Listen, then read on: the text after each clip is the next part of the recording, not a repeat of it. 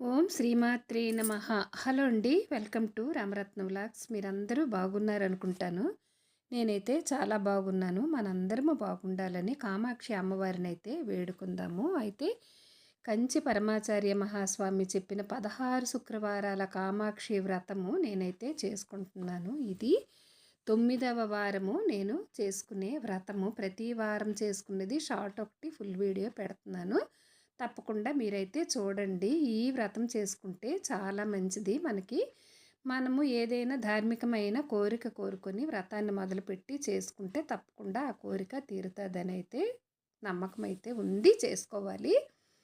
అయితే కోరిక లేకుండా కూడా మనము అమ్మవారి వ్రతము అంటే లలిత అమ్మవారి పూజ చేసుకుంటాం, కానీ ఇలా వ్రతము అమ్మకి వేరువేరుగా పూజలు చేసుకోవాలి అనే ఉద్దేశం కలిగి అమ్మని నమ్ముకొని అమ్మ పాదాలు పట్టుకొని ఉంటే మనము ఇటువంటి వ్రతాలు అమ్మవి ఏవైనా చేసుకుంటే చాలా మంచిది.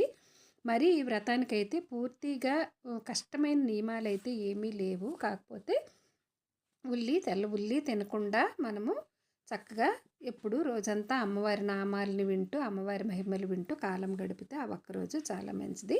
ఎలాగో ప్రతి శుక్రవారము మనము లలిత అమ్మవారి పూజలు అయితే చేసుకుంటాము. మేమైతే మాకు బ్యాచ్ అందరము ప్రతి శుక్రవారం అయితే పారాయణాలు అవి చేసుకుంటుంటాము. అలాగే శ్యామల నవరాత్రులు, వారాహి అమ్మ నవరాత్రులు, దసరా నవరాత్రులు అన్నీ మేము చేసుకుంటాము. ఎప్పుడు ప్రతి ఎవ్రీ ఇయర్ కూడా. ఇంకా మనకి శ్యామల నవరాత్రులు కూడా వస్తున్నాయి 19వ తేదీ నుండి. నేనైతే ఈ 16 శుక్రవారాల కామాక్షి అమ్మ వ్రతం అయితే మొదలు పెట్టుకున్నాను. దీనికి ముఖ్యంగా ఏమిటంటే దీపాలు. మొదటి శుక్రవారం ఒక దీపము, రెండు దీపాలు. అలాగ మనం ఎన్ని శుక్రవారాలు అయితే అన్ని దీపాలు పెట్టుకొని పూజ చేసుకుంటే చాలా మంచిది. అలాగే ప్రసాదాలంటే అమ్మవారికి మహానైవేద్యాలు, గుడాన్నము, పులిహార ఏది పెట్టుకున్నా పర్వాలేదు.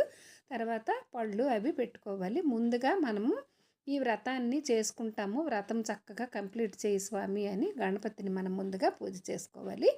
గణపతికి కూడా షోడశోపచారాలు చేసిన తర్వాత అమ్మవారికి కూడా షోడశోపచారాలు పూజ చేసి అమ్మవారి స్తోత్రము, అమ్మవారి అష్టోత్తరము చదువుకొని వీలుంటే లలితా సహస్రనామం కూడా చదువుకుంటే చాలా మంచిది. చదువుకున్న తర్వాత మనం అమ్మవారికి షోడశోపచార పూజ చేసి ధూపం, దీపం, నైవేద్యాలు సమర్పించుకుంటే చాలా మంచిది.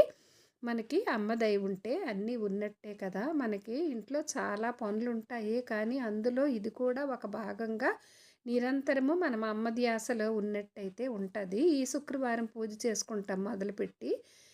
మధ్యలో ఇంకా 6 రోజులు 5 రోజులు అవుతుంటే మనకు ఆ విషయమే తెలియదు. అసలు ఇంకో శుక్రవారం ఉంది, అమ్మకి దీపాలు రెడీ చేసుకోవాలి, అన్నీ రెడీ చేసుకోవాలి అని అనిపిస్తుంది. అలాగ అనుకుంటుండగా ఇట్టే నాకైతే ఇప్పుడు 9 వారాలు అయిపోయాయి.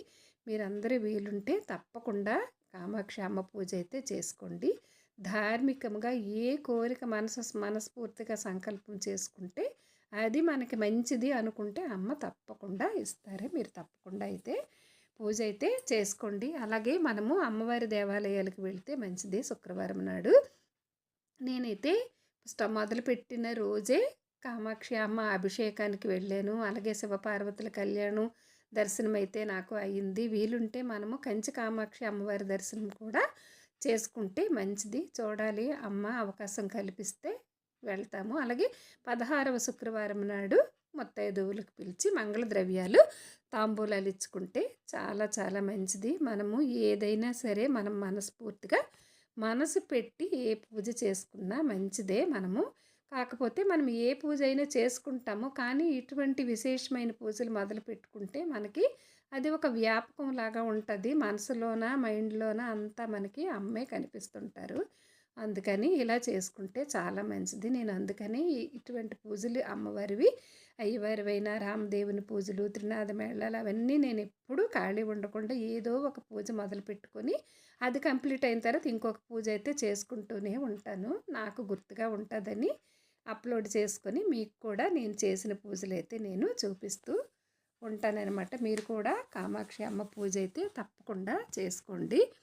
ఇప్పుడైతే నేను అర్గళ స్తోత్రం అయితే చదువుతాను. మీరు వీడియో స్కిప్ చేయకుండా చూడండి.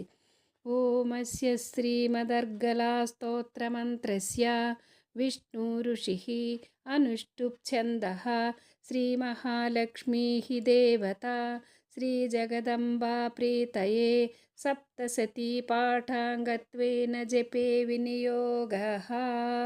ఓం నమశ్చండికాయై. మార్కండేయ ఉవాచ. ఓం జయంతి మంగళా కాళీ భద్రకాళీ కపాలిని దుర్గా క్షమా శివా ధాత్రి స్వాహా స్వధా నమోస్తుతే. జయత్వం దేవి చాముండే జయ భూతార్తిహారిణి జయ సర్వగతే దేవి కాళరాత్రి నమోస్తుతే. మధుకైటభవిద్రావి విధాతృవరదే నమః. రూపం దేహి జయం దేహి యశో దేహి ద్విషో జహి महिषासुरनिर्नासी భక్తానాం సుఖదే నమః. రూపం దేహి జయం దేహి యశో దేహి ద్విషో జహి రక్తబీజవధే దేవి చండముండ వినాశిని. రూపం దేహి జయం దేహి యశో దేహి ద్విషో జహి శుంభస్యైవ నిశుంభస్య ధూమ్రాక్షస్య చ మర్దిని. రూపం దేహి జయం దేహి యశో దేహి ద్విషో జహి వందితాంఘ్రియుగే దేవి సర్వసౌభాగ్యదాయిని. రూపం దేహి జయం దేహి యశో దేహి ద్విషో జహి అచింత్యరూపచరితే సర్వశత్రువినాశిని. రూపం దేహి జయం దేహి యశో దేహి ద్విషో జహి నతేభ్యः సర్వదా భక్త్యా